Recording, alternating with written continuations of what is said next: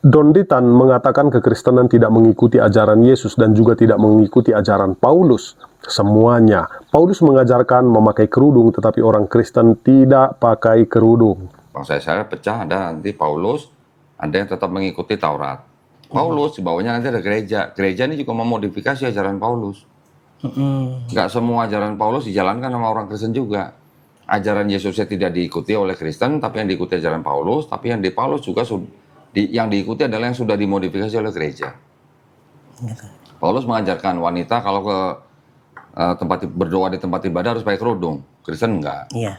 Mungkin ada satu denominasi Kristen yang masih mungkin ada. Foto Maria pun juga pakai kerudung ya. Foto Maria juga pakai kerudung. Jadi dari Paulus sendiri ke Kristennya ini ada perubahan juga, nggak full juga gitu.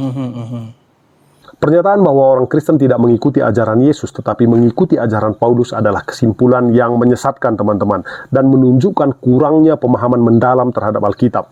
Nah, banyak orang mengeluh-ngeluhkan DT ini. Nah, dia pakar Alkitab. Nah, pakar di mananya? Nah, Paulus tidak pernah mengajarkan sesuatu yang bertentangan dengan Yesus. Nah, justru dia memperjelas ajarannya dalam konteks budaya yang berbeda. Nah, jangan lupa Paulus ini seorang rabi Yahudi, teman-teman. Nah, ini seringkali Donditan lupa. Nah, mengenai kerudung, orang yang mengangkat isu mengenai kerudung ini ya, orang yang mengangkat isu ini gagal memahami bahwa Paulus berbicara dalam konteks budaya Yunani Romawi kala itu. Nah, di mana kerudung adalah simbol kehormatan bagi wanita.